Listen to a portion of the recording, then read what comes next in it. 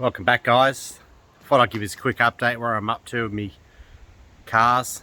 So what's been kicking my ass for a while is this car here, the Escort, as usual. So yeah, I've got it running.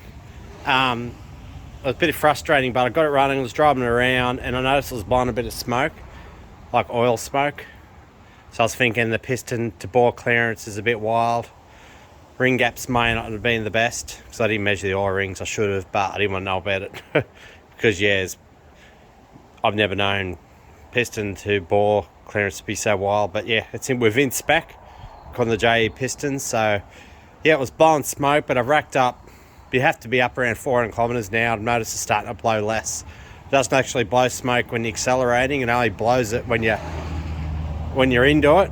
Oh, more so when it's idling for a while, then you give it a quick rev, which indicates it could be valve stem seals, but the head's been fully serviced, new stem seals, so I don't know what's going on. But I noticed today I've been driving it a fair bit, and yeah, it doesn't seem to be blowing smoke. Like, there might be a tiny little puff when it's idling for a bit, and you give it a quick little rev, but it's nothing really too dramatic. So yeah, people are telling me that the rings could be still bedding in. Who knows? But yeah, it's a race car. It's not going to be perfect. When I see the high-power Japanese cars racing at the drag strip and roll racing, they blow heaps of smoke when they're coming off the gas. Blow by getting into the cylinders, into the oil, into the sump and all that, and then when you back off, it goes straight in the manifold. So, yeah, I think it's just one of those cars, you know, you're going to have... It's not going to be as, like, pollution-free as, like, an ordinary car, but that's been taking up a lot of my time, and I'm at the point now where it drives sweet. It's actually run better than it ever has. The cylinder head, after getting it serviced and going for all the tappets and getting them all the clearances perfect, it just runs really smooth. It's actually a bit of a pleasure to drive now. But enough for that car. That car's getting... I'm leaving that now. I'm going to get a dyno tuner eventually. But where I'm at now, I bought this thing. I wasn't going to buy another full drive for a while, but I didn't want to take out a loan to buy one. And I've been looking at these for a while. I've had these, and this is my third one now. The last one I had a shed fire. I just rebuilt the motor in it, and then the shed burnt down. I let mum and dad drive it around for a while, and then I sold it because I needed the money to put back in the Escort. In 2010, I had one, a metallic blue one. Had that for like 5 years. Great car. Had to rebuild the motor in that because I bloody overheated it because I was going through separation. I wasn't looking after it. But yeah, I sold that. Sold the blue one because I met this Sheila and I wanted to play Happy Family, and I bought a 7-seater car, then we broke up a month later. Stupid. So I finally got another one of these. I know it's a bit long in the tooth. It's a 2004 model. But it's in exterior, interior. It's in really good nick. So I put it's not looking good at the moment, but I put a doubled in stereo system in it. Got off the internet. Just going through issues we got with it. CAN bus. Trying to get the stereo to talk to the car itself to be able to... So it's got reverse camera. I've got a camera looking out the front. The steering wheel controls. So trying to get that to work with the stereo has been an issue. But yeah, it's a pretty clean car. I had other wheels on it, but I went to Sydney. I bought these 2013 Jeep Wrangler wheels with these nice near new tyres.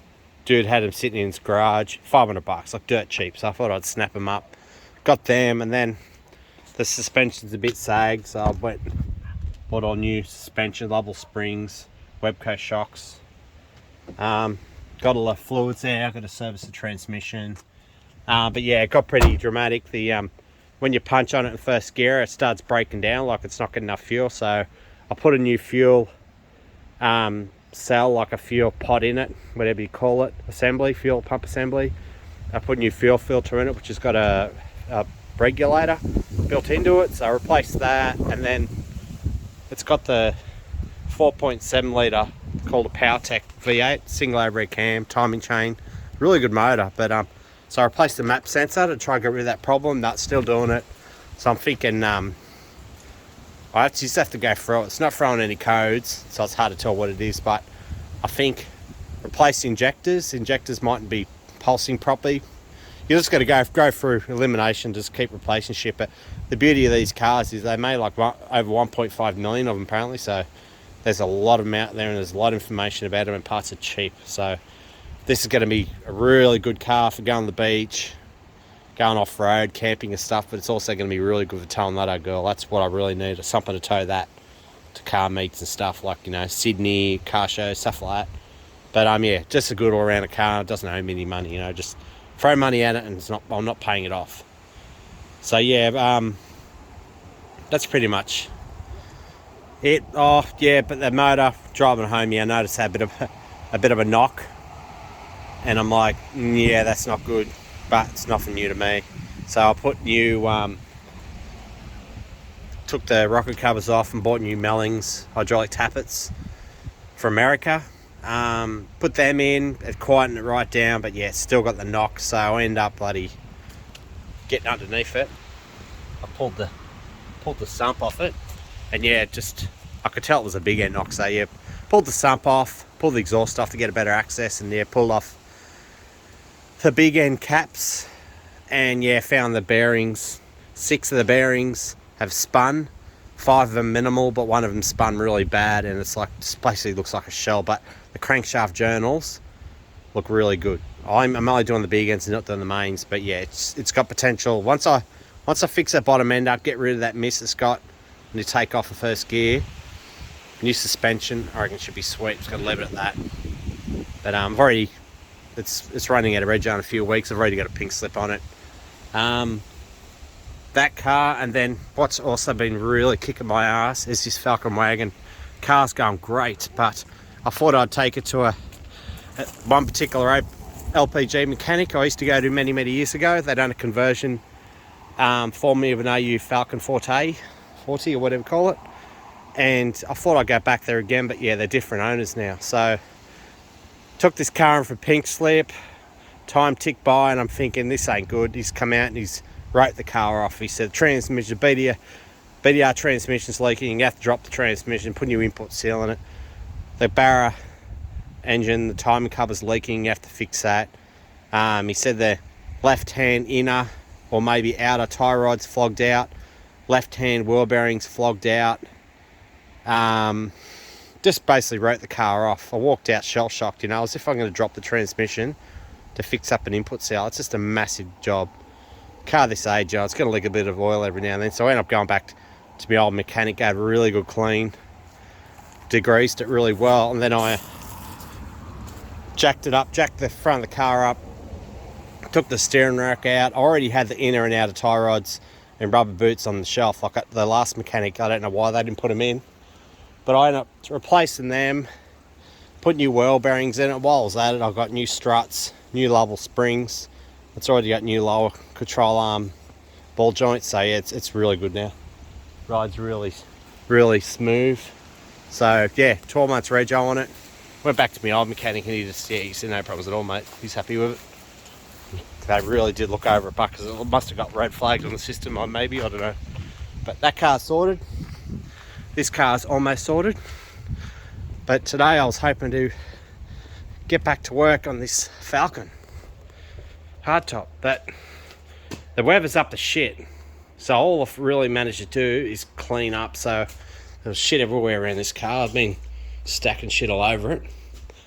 But what I have done, I'm halfway through a video on painting the dash, glove box, and just going through that. But it's just too windy today. I know if I start painting, there's a lot of wind and there's going to be a lot of back pressure in the shed. Is going to stir dust up and shit's going to stick everywhere. It's like get up to 50 kilometers an hour winds yesterday. Today I don't know what it is, but it's pretty bad. But so yeah, managed to just clean the shed up and just keep the place looking tidy, and yeah, just see what I'm going to do. So what I did do previously, I'll go through it more in the video, but I tried going to Supercheap Auto and using the colour code that someone gave me off the internet.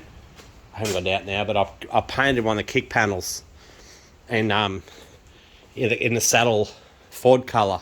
It was proper saddle interior colour, but it's way too light. If I had a sample, I'd show you this, but I packed all the stuff away.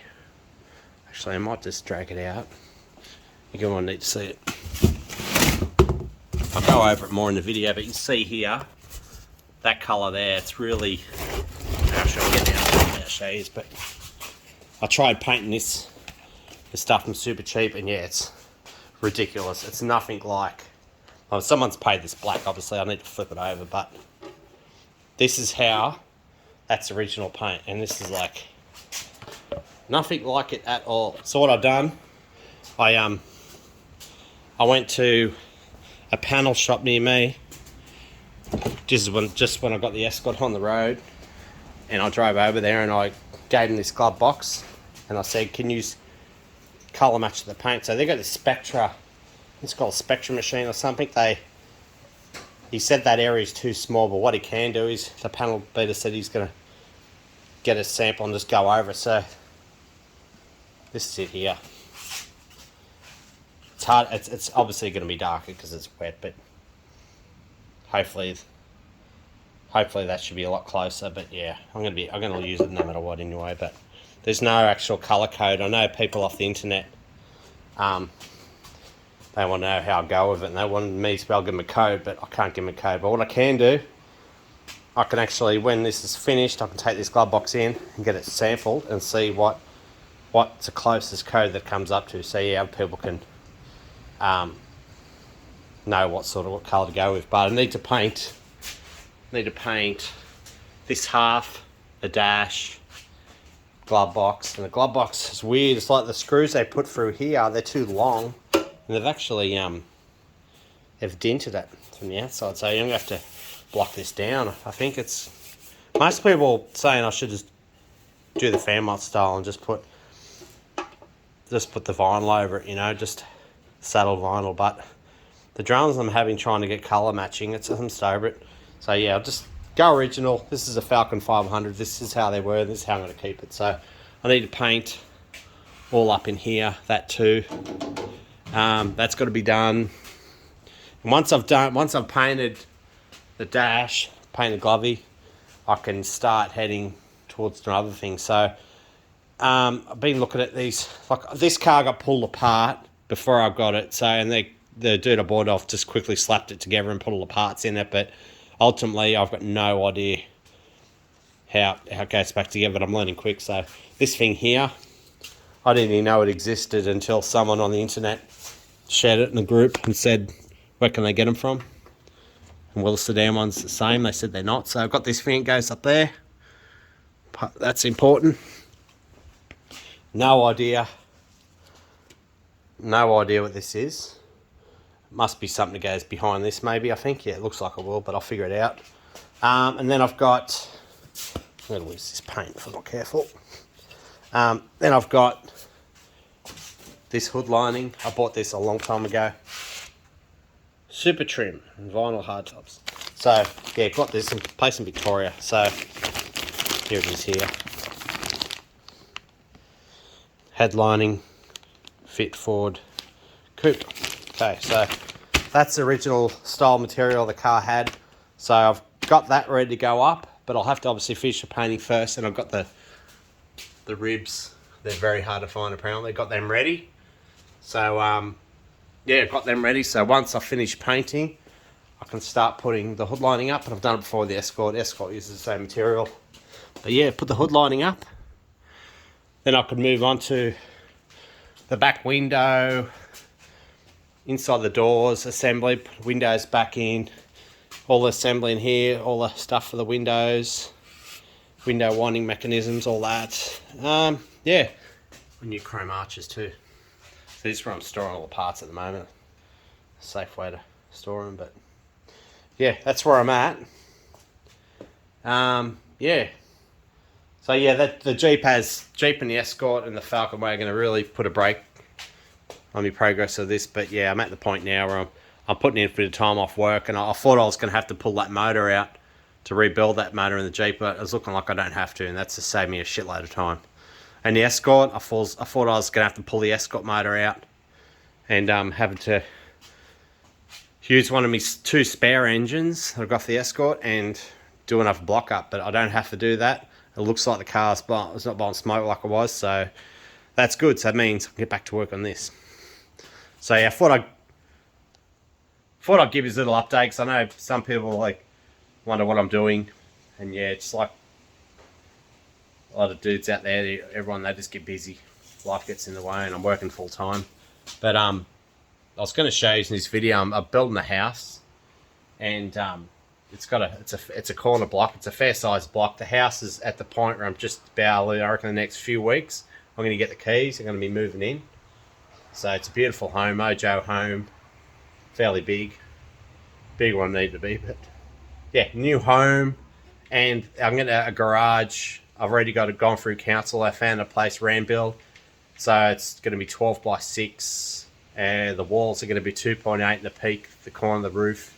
Maybe call it's 3.6. So it's the biggest shed I could possibly get, according to my council. So the shed's gone through council. It's approved. I've given them the deposit. So that's going to be, I reckon that'll be finished in the next 2.5, 3 months. So yeah, new house, massive shed. I have to get the fencing done. I already got 2 dogs lined up, 2 Kelpies. My son's going to inherit them, hopefully. So yeah, all is good. So yeah, hopefully I have a video up for you guys. Just continue on where I left off. Thanks for watching. I'll catch up with you later. So this is what I've been talking about, the house.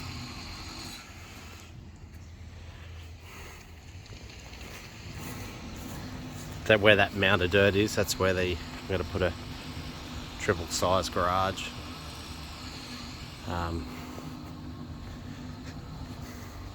Fairly decent sized house, bigger than what I need it to be, but potential for room whenever needed. Heaps of room down the side here too. I was thinking of putting concrete down in, cars down here, I don't know. I have to change the garages around.